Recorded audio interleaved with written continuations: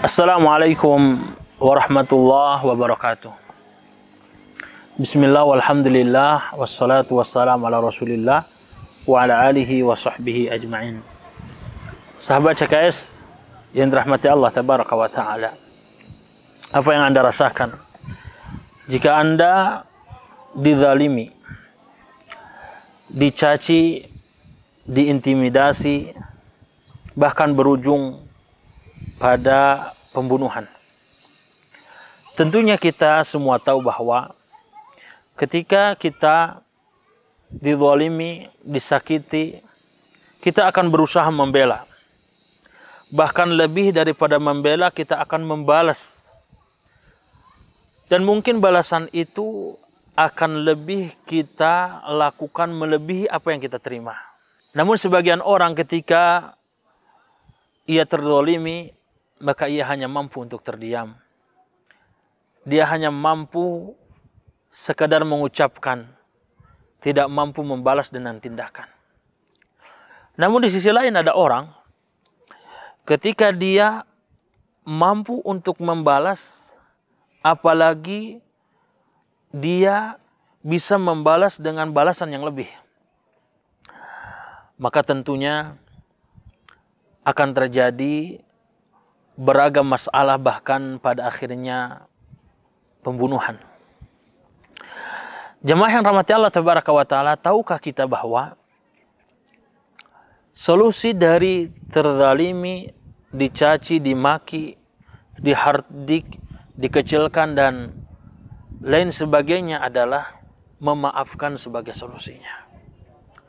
Sekalipun terkadang memaafkan akan lebih sulit untuk kita ucapkan, lakukan tatkala kita mampu untuk membalas, mampu untuk menumpahkan amarah dengan pembalasan yang lebih. Namun disinilah kita pentingnya belajar memaafkan.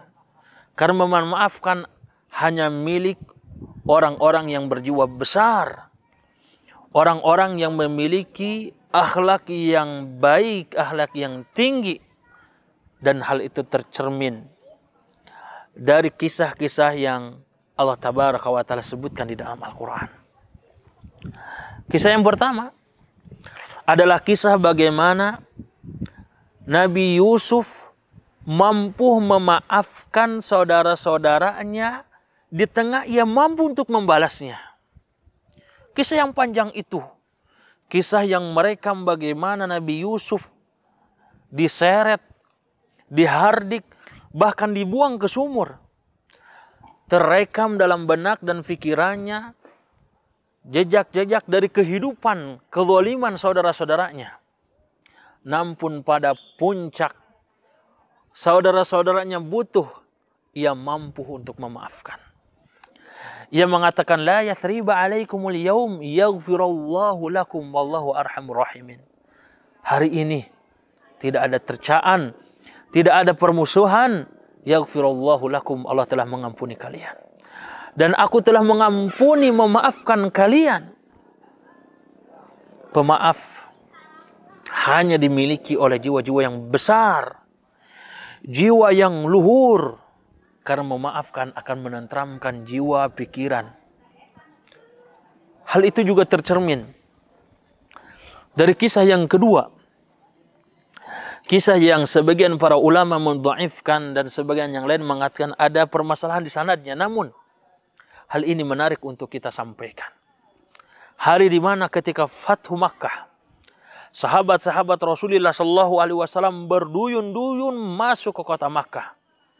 Saat itu orang-orang yang pernah menzalimi, yang pernah menghardik, mencaci, bahkan membunuh Rasul Shallallahu Alaihi Wasallam menyaksikan Rasul telah datang.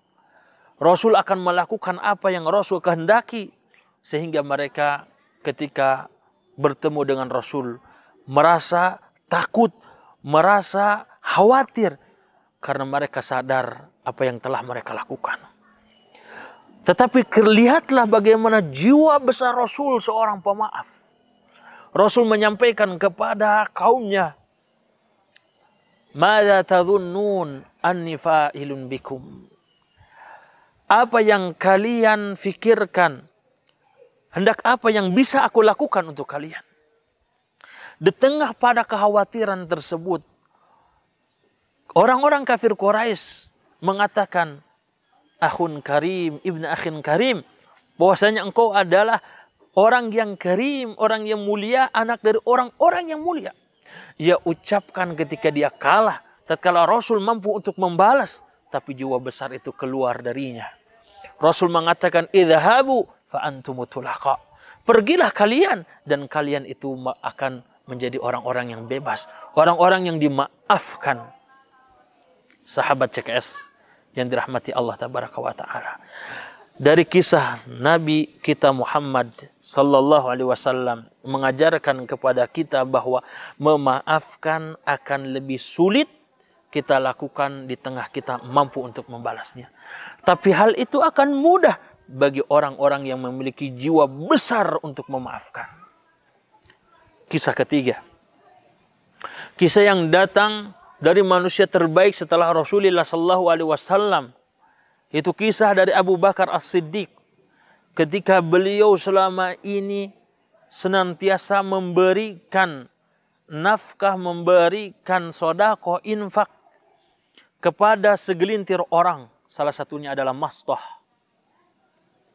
Orang ini ketika terjadi hadithul ifk, tuduhan kepada anaknya Aisyah, tuduhan-tuduhan keji melakukan satu perbuatan terkeji bersama Utsman ibnu Mu'attal.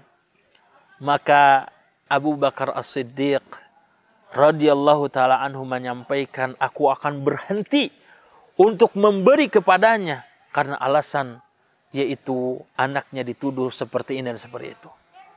Melihat kondisi seperti ini wajar untuk tidak memberinya sebagai pelajaran, sebagai subterapi baginya.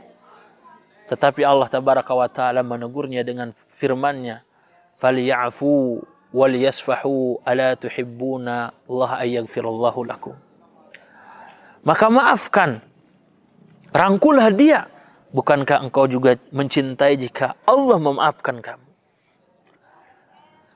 Dari kisah Abu Bakar As-Siddiq ini memberikan pelajaran berharga kepada kita. Bahwa memaafkan hanya mampu dilakukan oleh orang-orang yang berjiwa besar. Dan manfaat dari memaafkan itu akan kembali kepada diri kita sendiri. Sahabat CKS yang dirahmati Allah tabaraka wa ta'ala. Dari 3 kisah yang disampaikan tadi. Maka tatkala suami ataupun istri, murid ataupun guru, kawan ataupun berteman melakukan kesalahan, maka segeralah meminta maaf, dan kebaikan ganjaran yang Allah berikan itu diberikan kepada orang yang mampu memaafkan ketika ia mampu membalasnya. Demikian, semoga bermanfaat. Assalamualaikum warahmatullahi wabarakatuh.